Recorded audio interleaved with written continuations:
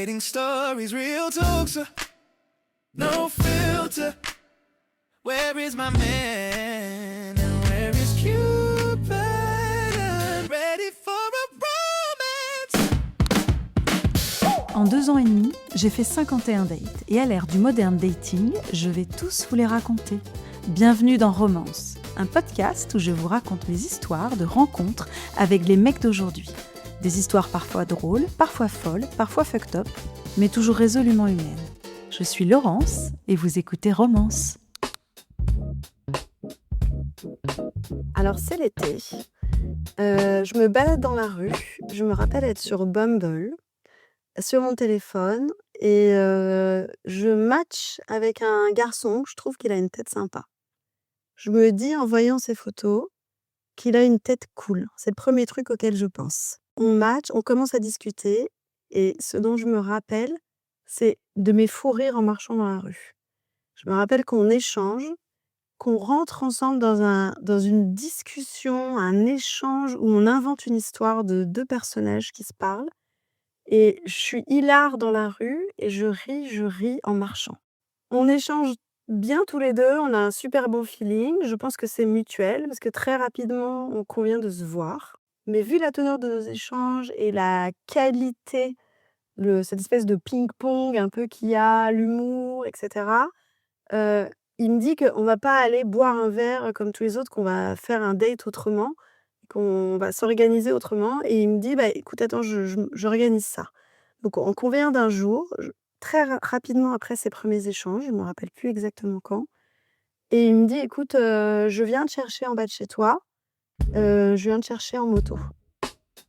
Je me rappelle que le premier truc que je pense quand il me dit ça, c'est que je me dis: «Ah cool, j'ai un casque» et après je me dis: «Putain, mais quel enfer d'aller faire un date en moto, d'arriver, t'as la gueule écrasée dans le casque comme ça». Tu t'es te Pour moi, la moto ou le 2 roues, c'est toujours signe d'inconfort. C'est pas un moyen de locomotion avec lequel je suis à l'aise. J'ai l'habitude, le père de ma fille était en scooter, donc j'ai eu l'habitude d'être dessus.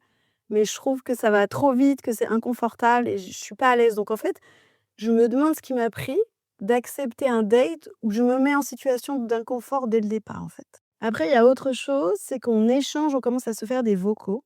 Il y a quelque chose qui me strike particulièrement, c'est sa voix. Je trouve qu'il a une voix, extraordinaire, une voix très particulière et il y a aussi une forme de rondeur dans cette voix que je trouve assez rassurante. Du coup, la confiance s'installe même dans ces échanges un peu marrants qu'on a ensemble et je me dis que ce sera sympa. Que j'aurai la tête écrasée dans le casque, que ça va me gonfler, mais que ce sera forcément cool et forcément rigolo. Alors ça fait quoi de raconter, notre rencontre devant moi? C'est un peu gênant, Ouais. mais Moi je suis pas gêné, t'inquiète pas. Ready for a romance. je continue? Bah vas-y, je t'en prie.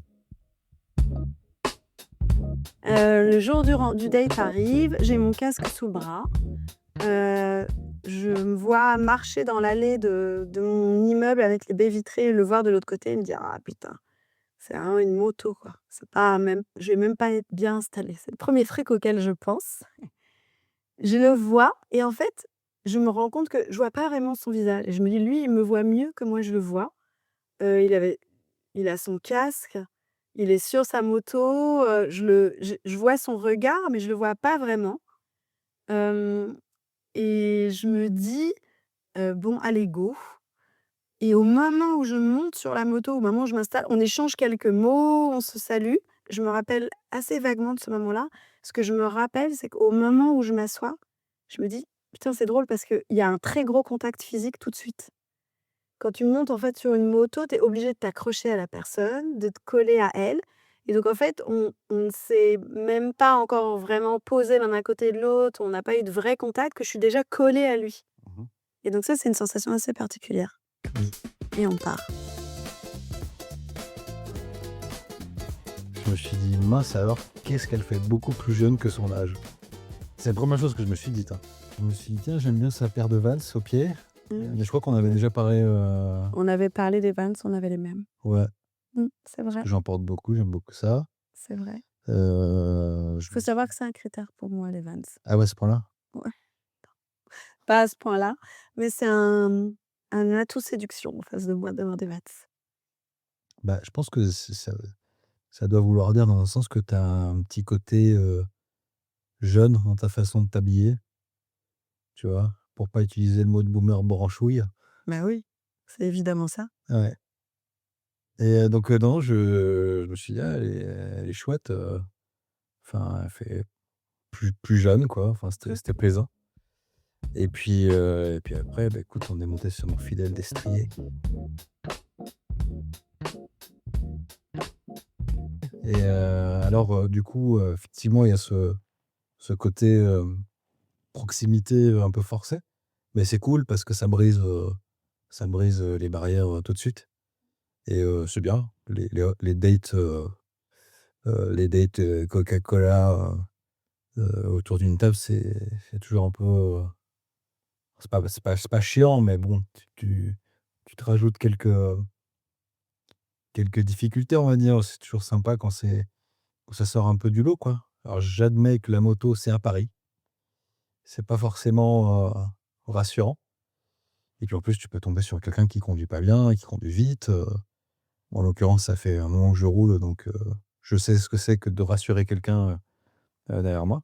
Donc heu, donc est-ce que tu as aimé la balade? Bah ouais, au moment où j'arrive, où on va monter, tu me dis: «Bah oui, de toute façon, la moto pour moi, c'est un truc important et donc ça va bien se passer». Tu me dis ça. Donc je me dis: «Allez go». C'est vrai que je suis pas inquiète, mais tout de suite, je me sens à l'aise et en fait, je trouve ça hyper agréable et surtout, on fait une chouette balade, c'est-à-dire qu'on se rend vers Montmartre, Mmh. mais on traverse Paris. On fait plein d'endroits cool dans Paris, je me rappelle de ça. Paris la nuit. Paris la nuit Paris la nuit, c'est génial. et en fait, je suis là derrière et je trouve ça hyper agréable OK. et je me rappelle qu'assez rapidement, on parle des monuments, je fais les touristes là, on est sur la moto, c'est hyper cool. Je me rends compte tout de suite que tu es hyper assurant, que tu conduis hyper bien et surtout, je me dis: «C'est le date le plus romantique que j'ai jamais fait de ma vie». Ah ouais, OK. Je trouve ça hyper cool, c'est différent. Je pense que c'est ça qui me plaît. Moi, j'aime bien ce côté-là, c'est un petit peu, différent, hors des codes OK. et et ouais, je trouve ça sympa. Je profite du moment, je me pose pas plus de questions que ça sur le moment, en fait, j'en profite. Juste à un moment, je me dis: «Putain, c'est super cool, c'est vraiment le plus romantique que j'ai fait». Comme quoi, messieurs, nous encourageons la singularité. Et surtout, ce qui est séduisant sur le moment, c'est le fait que quand bien même moi, j'étais un peu en zone d'inconfort en me disant: «Pff, j'ai bien aimé le fait que tout soit géré». Qu'on me dise en gros: Viens, je t'embarque et on va faire un truc cool et on y va». OK. Et ensuite, il me semble qu'on fait un arrêt ou 2, on charge de l'essence et t'achètes ça me fait rire et t'achètes achètes, 2 canettes de coca à la Ah pompe ouais, à essence. oui, oui, oui, bien Mmh. sûr. Ouais. Tu nous achètes tes coca à la pompe à essence. Je me revois à côté de toi, donc je sais plus vraiment ce qu'on fait, mais et là, je me dis: «En fait, il y a c'est qui tout double. Ou c'est ça continue romantique et c'est cool, ou c'est tout pété, on va être comme 2 clandos avec nos canettes là, dans un date, canette de coca et en fait, c'est ce qui me faisait marrer, c'est que je me disais: «Ça va être quitte ou double et on verra comment c'est». Et donc voilà et on fait cette super balade et on arrive à Montmartre, qui sur le papier est quand même un truc méga cliché de fou. Ouais, grave. Montmartre, Paris, tout ça, Ouais. mais c'est pas trop cliché, je trouve pas, j'ai pas un souvenir du moment hyper cliché. Je trouve ça marrant. On discute toujours beaucoup. J'ai un souvenir assez vague, mais je nous vois assis sur les marches, Mmh mh. boire nos coca. Je vois que je me caille le cul aussi. Ouais. Je me rappelle que j'ai froid, il commence à faire un peu froid et la soirée est cool. C'est le souvenir que j'en ai. C'était à quelle période de l'année? C'était en juin. Après moi, je suis à l'aise avec ça, le fait, d'avoir quelqu'un, derrière Mmh. moi, avec qui tourner la tête, discuter et cetera. Je me souvenais pas que j'avais suggéré, l'excellente idée d'acheter du coca. Je me souviens bien qu'on est monté, s'asseoir sur les marches, à Montmartre, Mmh. et qu'on avait bien discuté. Je m'en souviens très bien aussi et je me souviens que j'étais, je sais pas si tu l'as ressenti, mais vachement intrigué, intéressé par ton métier. J'ai dû te poser pas mal de questions, je pense, dessus. Je suis assez admiratif. Et voilà, je pense que ça nous a fait toute la soirée, hein, au final. Ouais, ça a duré longtemps. Ouais, hein. Il a commencé à pleuvoir, donc on a décidé de rentrer, tu m'as raccompagnée. Ça faisait un petit bout quand même depuis Montmartre. On a fait le trajet du retour. Pareil, je trouvais ça super cool. Le trajet était agréable aussi et j'ai souvenir qu'on soit rentrés et ce dont je me rappelle aussi, c'est que, en fait, cette proximité que je trouvais un peu chelou au début, en fait, je trouvais ça agréable et j'avais vachement de mal à me détacher de cette sensation-là. Que, OK. j'étais collée sur la moto, je trouvais ça hyper agréable et c'est un contact. Je me rappelle un peu de ton odeur, je me rappelle de ce truc-là. Et donc en fait, je me rappelle me dire que c'est hyper agréable ce moment-là et de retrouver vachement plus de contact, de douceur. Toi aussi, tu es un petit peu plus, tu commences à être un petit peu plus tendre et on arrive chez moi, on se quitte et je rentre à la maison et je me dis: «Oh là là, j'avais pas envie que ça s'arrête ce moment-là» Mmh. et je me rappelle que je t'ai envoyé un message. Et puis je crois que j'ai dû dire un truc du genre, «Je reviens». Bah voilà, ça Je suis reviendu. tu as fait demi-tour. J'ai Tu fait pas très loin de mémoire. non, j'étais pas très loin, Tu après pas super loin, j'avais été assez réactive. Après je me suis dit: «S'il lit le message, dans 40 minutes, c'est» si, je me souviens très bien, j'étais en train d'ouvrir la porte de mon garage. Ready for a romance. non, en fait, je trouvais que cette soirée, elle était tellement cool, j'avais juste pas envie qu'elle s'arrête, en fait, c'était ça. Non, c'était Ouais, très agréable, mais après, je suis un garçon qui saute pas forcément, sur les femmes.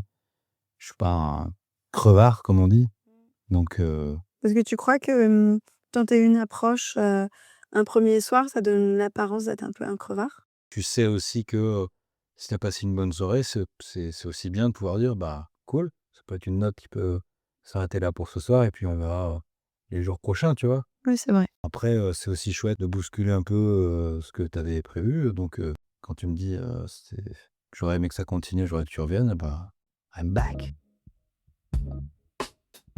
Et du coup, tu reviens et on reste tous les 2. C'est sympa. J'ai souvenir que tu restes dormir avec moi à la maison et je me rappelle, me dit que tu étais partie très vite le matin. Que je t'avais proposé un café, tu m'as dit: «Non, non, je vais y aller», il était assez tôt et je me rappelle m'être dit: «Ah, il est parti super vite». Il y a des années, j'étais en couple pas très longtemps avec une nana et tout au début, il y a eu quelques fois où, elle avait l'habitude d'aimer beaucoup sa solitude le matin. Mais disons que je me suis plus quelquefois, je me suis gentiment fait, genre, pousser vers la sortie, quoi, D'accord. et depuis ça m'a pas traumatisé, mais j'ai toujours gardé en tête que, il faut pas, tout le monde n'a pas envie d'avoir un mec, comme ça, qui squatte, tu vois? Ça peut être un peu lourd et tout. En fait, c'était que de la correction, quoi. C'était, je veux pas la déranger dans sa vie quotidienne, je me fais discret, je m'en vais.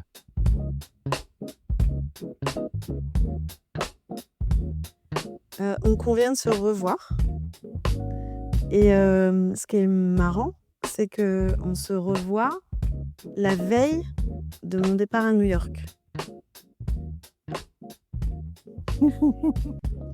Il va s'en passer des choses. Et donc on se revoit la veille de mon départ à New York. On convient d'aller dîner dans le quartier. Oui. On va dans un petit resto italien dans le quartier. Moi, ma valise est déjà prête. Du coup, je sais que le lendemain matin à 9h, je prends l'avion avec ma fille que je récupère le lendemain. J'ai préparé ma valise, j'ai fait mes bagages de sorte à me dire que c'était le seul soir qui était dispo, en fait, pour qu'on puisse se voir avant mon départ Ouais. et donc je trouvais ça dommage, qu'on se voit pas et du coup, je m'étais organisée pour qu'on puisse, voilà, profiter de la soirée, que tout soit prêt Mmh. et ensuite que je parte, 2 semaines en vacances avec ma fille.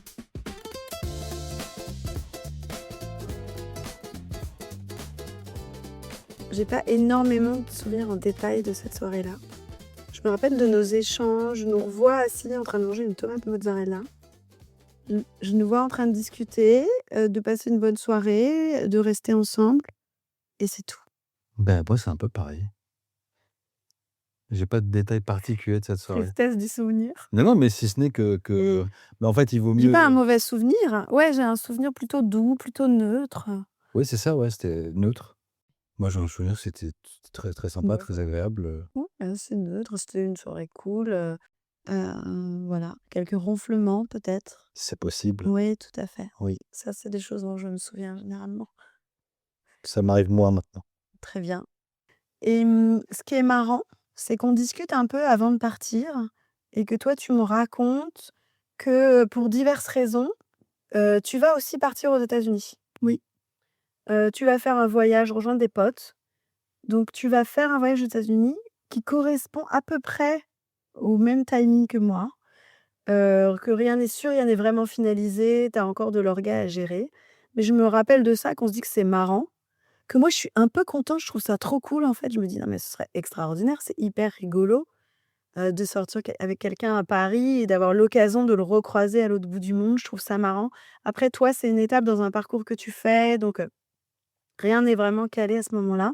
Et je me rappelle qu'on se dit qu'on reste en contact et qu'on verra si on se revoit, sur place. Et je sais plus pourquoi, on s'est complètement en fait, on avait, l'envie de se retrouver, ça c'était clair. Mais je sais plus pourquoi, je crois que c'est moi qui ai eu une merdouille de logistique, qui a fait qu'on n'a pas du tout on s'est complètement manqué. Ce qui était, particulièrement, dommage parce que ça aurait été bien fun. À nos actes manqués, comme on dit. Exactement. Alors ce qui est marrant, c'est que, moi je suis un peu embêtée parce que je prends cet avion pour New York et ceux qui ont écouté l'épisode 1, qui s'appelle «Celui qui est opportuniste», savent qu'il m'est arrivé une aventure un peu folle pendant ce trajet-là et que moi j'ai rencontré quelqu'un dans l'avion en ne m'y attendant pas du tout en fait. Ce fameux avion qui a été détourné de son trajet initial et qui a fait qu'on est resté trop longtemps dedans et j'y ai rencontré un papa, donc dans l'avion. C'était pendant ce vol? Ah oui. Ah ouais! Tu viens de le comprendre là? Ah le crossover quoi, incroyable. On a un crossover d'épisodes. Ah oui, c'est Incroyable! fou. Et du coup, tu étais pas trop déçu qu'on se voit pas vu que tu avais déjà Attends, je finis l'histoire. Je précise que, on n'a pas du tout parlé avant de démarrer ce podcast de rien de ce qu'on allait se dire. ouais, c'est vrai. Faut que ce soit plus spontané. Ah bah, c'est spontané, ouais. Et en fait, comme tu as écouté les premiers épisodes du podcast, j'ai supposé que tu avais compris. Mais Non, je me suis posé la question, mais je me suis dit: «Bon, ah non, c'est trop gros, c'était pas le même vol». bon, c'était le même Paul. Ah putain! Mon Dieu! Et Mais quelle donc histoire! mais oui, et donc moi, je suis un peu embêtée parce qu'en fait, je suis contente je me rappelle que j'étais contente du moment qu'on avait passé ensemble. Je trouvais ça cool. Après, c'était, voilà, c'était un début de rencontre et je me suis dit: «Bah, on verra», mais c'était sympa et surtout, j'adorais l'idée qu'on se revoie à New York. Je trouvais ça fun et je trouvais ça hyper cool et donc j'étais dans cette envie-là, plutôt positive et tout d'un coup, je me suis laissée embarquer dans cette aventure, inattendue, hem, avec, Léo et dans l'avion qui a amené à une petite romance, d'été. Et je me dis à un moment: «Je vais quand même être emmerdée», un moment où je vais me retrouver aux États-Unis potentiellement avec 2 personnes, voilà, que je viens de rencontrer. C'est un petit bordel. Il y a un moment où je me rappelle qu'il y avait pas mal de fou rires sur WhatsApp entre copines. Après, je sais pas dans quelle disposition j'aurais été, mais c'est vrai que, je fais partie de ces gens qui, en théorie, quand ils ont quelqu'un en tête ou qui sont dans une histoire, heu, je mets de l'intention dedans et je me concentre dessus. Bon, il s'avère que là, il s'était passé un truc tellement fou que je m'étais laissée embarquer dans autre chose. Mais c'est vrai C'est que Carrie Bradshaw, ta vie. quand bien même, moi, je suis en train de vivre un truc à 100 à l'heure sur place avec cette rencontre imprévue dans l'avion et la romance qui se passe, je me rends compte que j'ai pas méga des nouvelles de toi. C'est-à-dire qu'à un moment, je pense qu'il aurait fallu que je me pose la question de: «OK, comment j'agis? Qu'est-ce que je dis? Qu'est-ce que je fais et où j'en suis dans ma tête?» Et j'ai pas eu à me la poser du tout.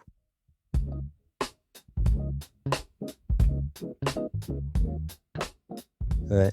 On rentre à Paris. Je suis dans ma romance avec Léo à ce moment-là, qui est une petite histoire voilà, qui a lieu l'été. Et ce qui se Mais je passe, savais pas! Incroyable! et ce qui se passe, c'est que naturellement, je n'ai plus de nouvelles de ta part. Donc toi, tu es en voyage. Au moment où moi je rentre, toi, tu pars Ouais. aux États-Unis. Tu as un long voyage à faire. Donc tu y restes et évidemment, tu es occupé, mais j'ai plus de nouvelles.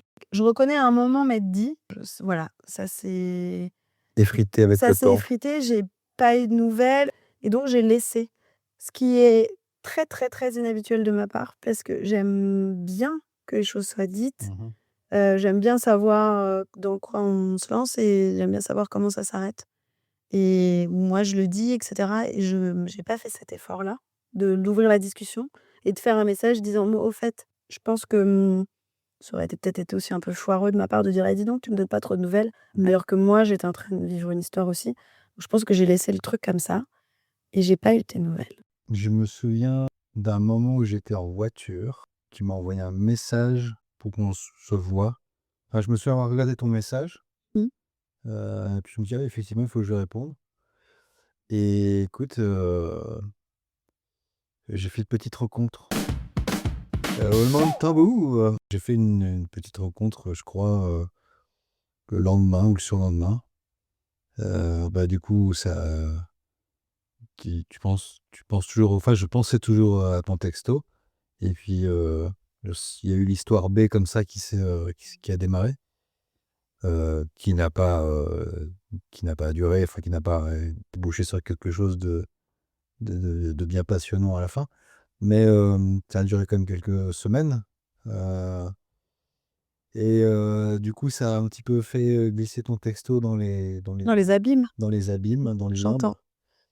limbes, jusqu'à ce que, peut-être 2-3 mois plus tard, ça me revienne à l'esprit, et après, tu es comme, enfin, j'étais comme, beaucoup de gens, touchés par une maladie grave qui s'appelle la procrastination. Je me demandais ce que tu allais dire. Tu te dis: Oui, «Faut que je faut que je réponde, fasse, faut que je fasse. faut que je le fasse» et plus les jours passent, plus tu te Plus dis: c'est «Putain, c'est de plus plus en les plus jours passent, dur. plus je deviens un enfoiré». Oui, Tu vois ce que c'est je veux vrai. dire? Plus les jours passent, plus tu deviens un enfoiré. Exactement. Mais pas autant un enfoiré que 3 mois plus tard. C'est ça qui est génial. Et ce qui est assez drôle, c'est que tu allais en parler, tu allais le dire tout à l'heure, jusqu'à 3 ou 4 mois plus tard, donc Mmh. 4 mois, Oui, moi je me rappelle, c'était 4 mois, oui.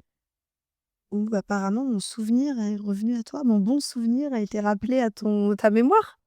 Je t'ai envoyé un texto pour te dire que je m'excusais de ne pas avoir donné suite, et que si je m'en souviens bien, j'ai dû dire quelque chose du genre, c'est que c'était pas un comportement correct, que je le regrettais, heu et après tu peux moi je pars du principe que mieux vaut tard que jamais.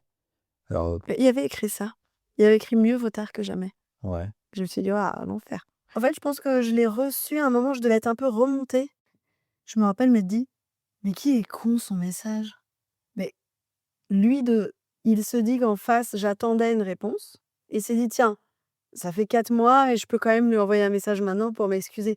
J'ai eu la pression, je me suis dit: «Non mais ça fait vraiment je veux, laver mon âme, quoi». Il s'avère que j'avais pas de rancœur ou d'animosité puisque j'étais aussi très lucide sur ce que moi j'avais fait pendant que je n'avais pas de tes nouvelles. En fait, je ne dis pas de réponse seule et ça s'est donc arrêté sur ce message mmh, et nous n'avons pas eu de nouvelles l'un de l'autre du tout pendant presque 2 ans. mmh. Mais récemment, nous avons matché sur Bumble de nouveau. Je pense en se reconnaissant l'un l'autre et en rigolant parce que moi je me rappelle t'avoir, Ah ouais, envoyé un message. j'étais mort de rire. Toi tu étais mort de rire et moi j'ai envoyé un message en me disant: «Non, tu as mon numéro en fait, tu as pas besoin de me matcher sur Bumble, on a nos coordonnées respectives».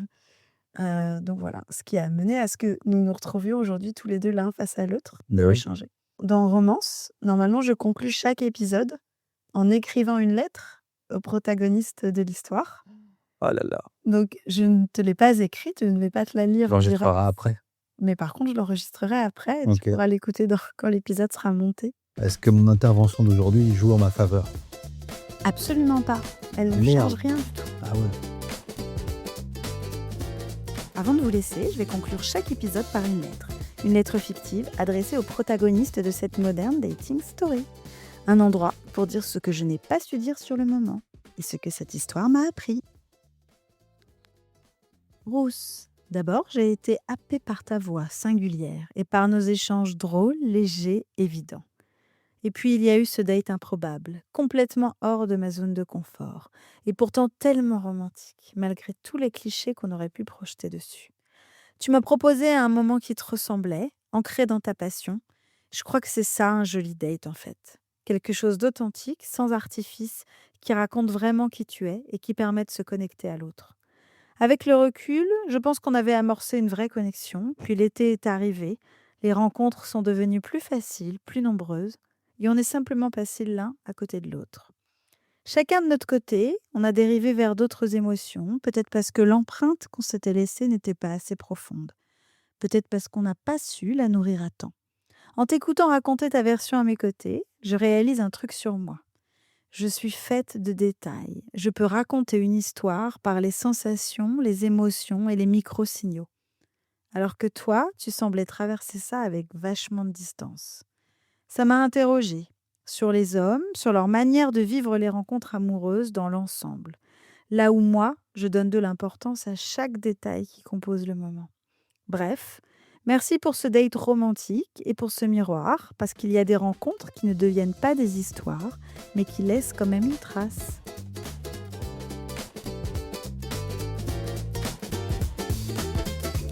Si l'épisode te plaît, abonne-toi sur ta plateforme, mets des étoiles, des cœurs, un commentaire. Vraiment, ça aide. C'est une des seules manières de donner de la visibilité à ce podcast. Tu peux aussi suivre l'actu sur Insta, romance.podcast et sur TikTok. Allez, enjoy! Dating stories, real talks, no filter. Where is my man?